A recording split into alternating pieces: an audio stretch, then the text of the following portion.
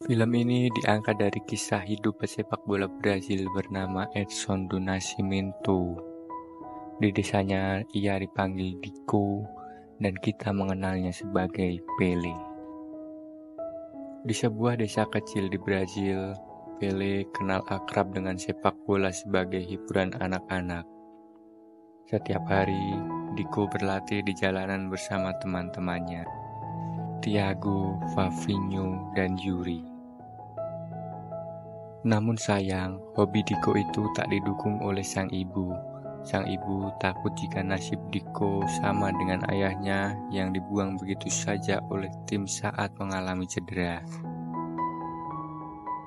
Sepulangnya ke rumah, Diko dimarahi oleh sang ibu karena bajunya kotor terkena lumpur. Saat ibunya sedang marah, tak sengaja adik Diko yang bernama Zuka keceplosan jika baju kakaknya kotor karena bermain bola. Dan itu membuat ibunya semakin marah kepada Diko. Pada tahun 1950, Brazil berhasil masuk ke final Piala Dunia. Namun, sayangnya Brazil kalah 2-1 melawan Uruguay. Dan kesedihan pun terpancar dari seluruh penduduk desa itu. Karena sering terpukul atas kekalahan Brazil, muncullah cita-cita Diko untuk membawa Brazil menjuarai Piala Dunia. Esoknya, Diko diajak ibunya untuk bekerja. Saat sedang mengepel lantai, Diko mendengar obrolan Altavini, anak bos ibunya. Diko lantas menyahut obrolan mereka jika dia ingin seperti Pele, kiper dari Vasco yang sebenarnya bernama Bile. Karena salah mengeja, semenjak itu Altavini memanggil Diko dengan nama Pele yang kita kenal hingga sekarang. Mengetahui akan ada turnamen tarkam di desanya, Pele mengajak teman-temannya untuk bergabung turnamen itu. Dengan skill Ginga yang mereka miliki, dengan mudah Pele dan timnya berhasil masuk ke babak final. Namun, karena tak memakai sepatu saat bertanding, Altavani kembali mengejek mereka dan menamai tim mereka dengan sebutan shoeless. Karena malu tak memakai sepatu, akhirnya mereka pun nekat mencuri beberapa kacang dari truk yang sedang menurunkan muatannya. Berhasil kabur dari kejaran pemilik kacang, mereka langsung menjualnya di pasar. Namun, datanglah Altavani dan kembali mengejek Diko.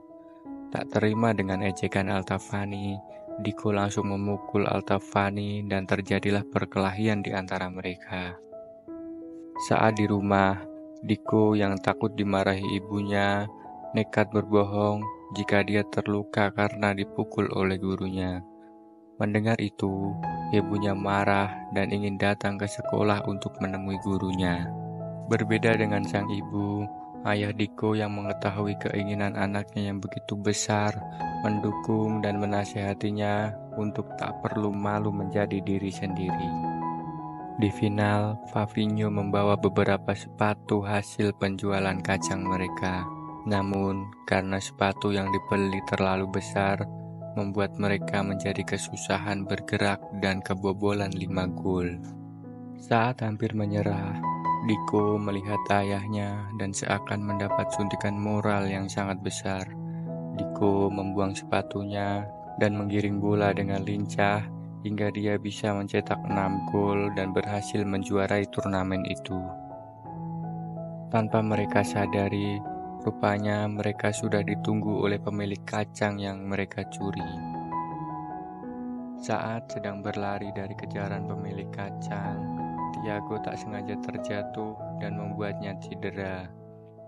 Diko lantas membawanya masuk ke sebuah lubang di pinggir sungai. Namun naas, saat akan keluar, tiba-tiba lubang itu pun longsor dan Thiago terjebak di dalam hingga tewas. Diko pun menceritakan hal itu kepada ibunya. Karena merasa sangat bersalah atas kematian Thiago, Diko tak ingin lagi bermain bola dan ingin fokus belajar.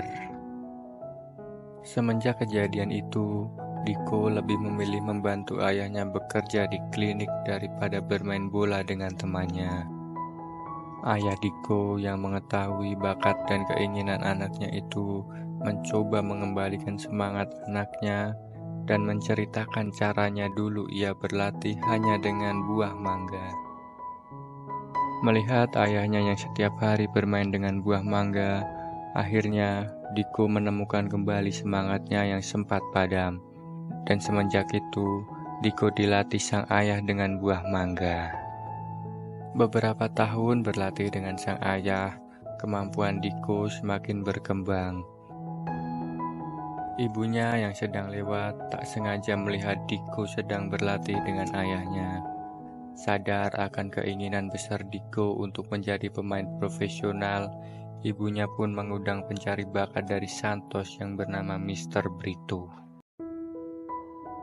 Setibanya Diko dan ayahnya ke rumah, mereka terkejut dengan kedatangan Mr. Brito.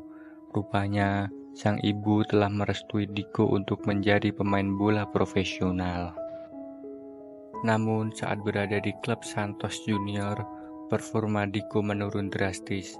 Itu dikarenakan pelatih melarang keras semua pemainnya menggunakan gaya bermain ginga. Diko hampir saja menyerah dan memilih untuk pulang ke desanya.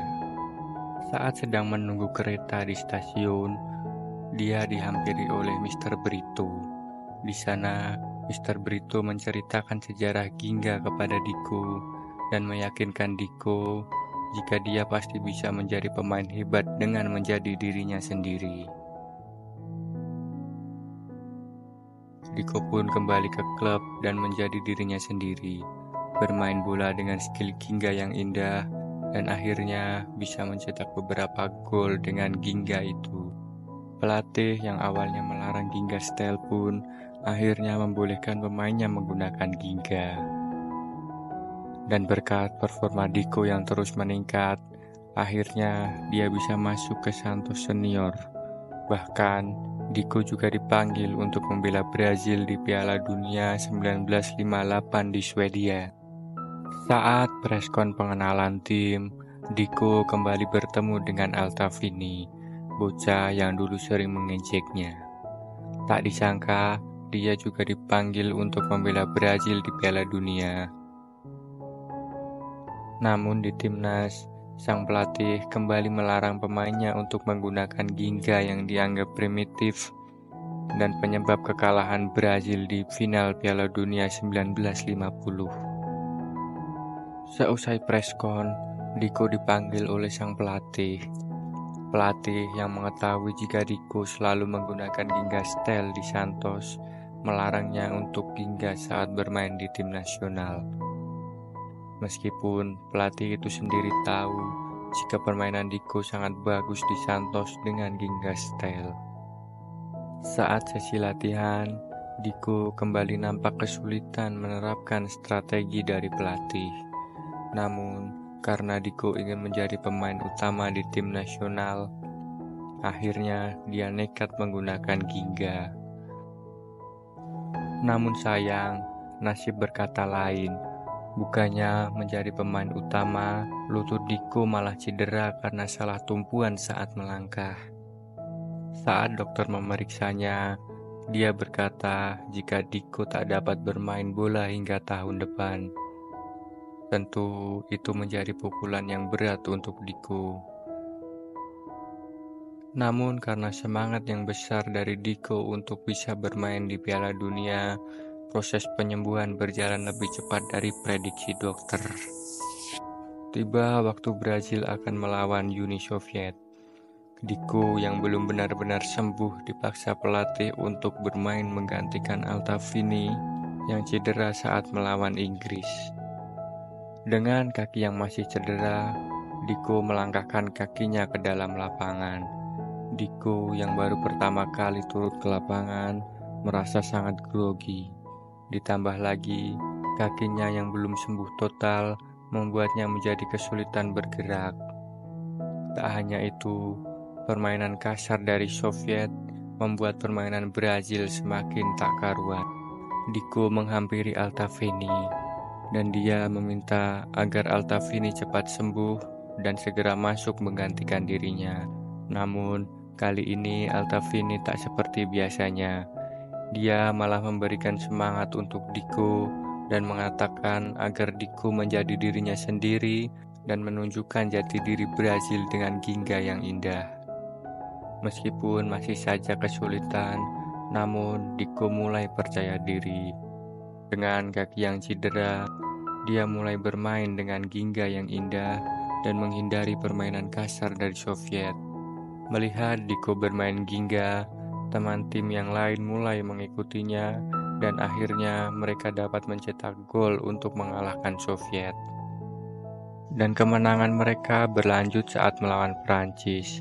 Mereka dapat mengalahkan Prancis 4-0 dan melaju ke final untuk melawan tuan rumah Swedia. Sebelum final dimulai, diadakan preskon bersama dua tim finalis.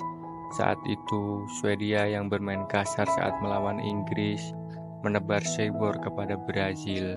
Bahkan, pelatih mereka juga menyinggung beberapa pemain Brazil yang mempunyai kekurangan fisik. Paginya, cebor Swedia berhasil menggoyangkan mental para pemain Brazil. Diko yang melihat teman-temannya murung saat sarapan mencoba mencairkan suasana. Dibantu oleh Altafini, Diko mengajak teman-temannya menuju ke sebuah menara. Mereka pun lantas bangun dan berlari ke menara sambil bermain Ginga. Dan usaha Diko itu pun berhasil mengembalikan semangat teman-temannya.